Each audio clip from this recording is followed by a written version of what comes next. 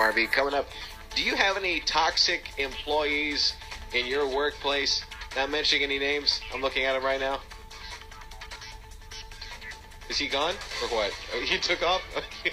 He's still here. Great. Hey, buddy. Yeah, that's our engineer, Mike, everybody, ladies and gentlemen. Do you have the applause sounder, Freddie? No? No, he can't find it? Okay. Well, in that case, Freddie is our new toxic employee. Anyway, we're going to teach you how to deal with these toxic employees in just a second. It's the Valley's Morning News on News Talk 710 KURV. Well, every workplace has them. The colleague who badmouths you behind your back at the water cooler. The boss who takes credit for everybody else's ideas. The guy who says he can't lift boxes of paper because his knees hurt, and he makes you do it every single week, even though the guy is like 6'5" and well, never mind. I'm just venting.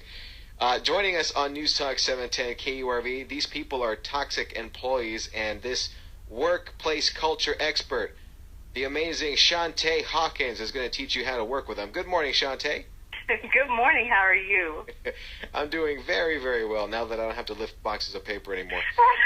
I was laughing about that. I was like, oh, my God.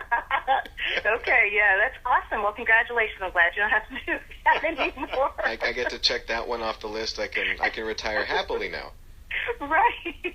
You still have to clean up after Pet of the Week, though. Ah, yes. I have to get the vacuum cleaner out and the steamer, and oh man, it's just terrible. So who's considered a toxic worker? Is it if everybody else is cool, it's probably you, or how does it work? Well, generally, so what happens is this individual actually excels at their job. They work really hard, so they're star performers, but they're corrupt. So they don't appear. You would think a toxic employee would be someone who sits around and they're lazy. But they actually are highly, highly productive. Highly productive, yet they have a toxic personality. I'm thinking they're so good at their job, they have nothing else to do when they're done to preoccupy them. So they end up start creating problems so that they can solve them. What do you think? That could be a possibility, but they work so hard that they, as far as the leadership and organization goes, hey, they're great at their job. They do an amazing job, but all of their coworkers avoid them. They infect the team. No one wants to generally deal with them, or when they have to, it's a painful scenario and situation. So the impact is not only to the bottom line, but it also impacts the emotional status of everyone else in the organization as well that has to work with them.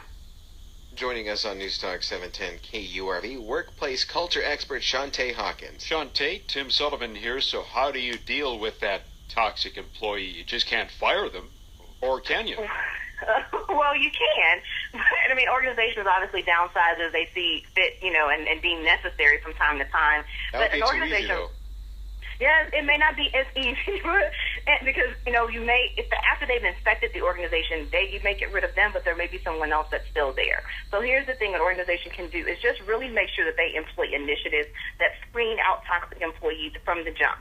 And if you do have someone who is in the organization that is toxic, consider doing some internal training. You can do sensitivity training and also begin to document their behavior, because if it's causing other employees to leave, your turnover is increasing because of them, then you do have grounds to let them go.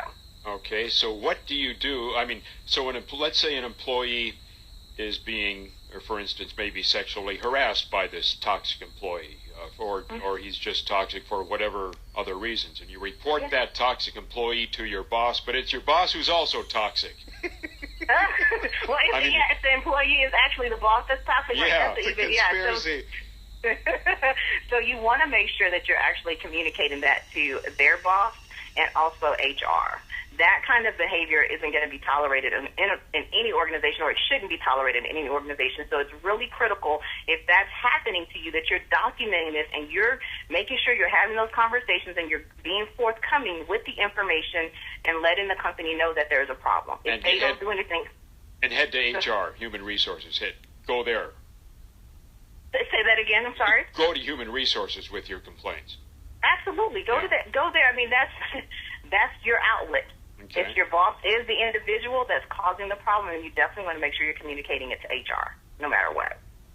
What would you say it would take to go around your boss's head and go straight to the up and ups? what does it take to do that? I mean, like, how bad an offense would it have to be? Well, I would say any offense. It doesn't matter. If you actually feel like if I have this conversation with my boss and maybe they are the toxic employee, right, then you definitely want to make sure, because if you feel like if I have this conversation with him or her, they're going to blow up on me. You want to go to HR, because if you feel as if the conversation isn't going to go anywhere, then you can have that conversation. And I know sometimes when you go around your boss feels like you went behind their back and all this kind of thing. But from an emotional standpoint, you have to do what feels good for you. All righty. We appreciate your expertise. Thank you for stopping by.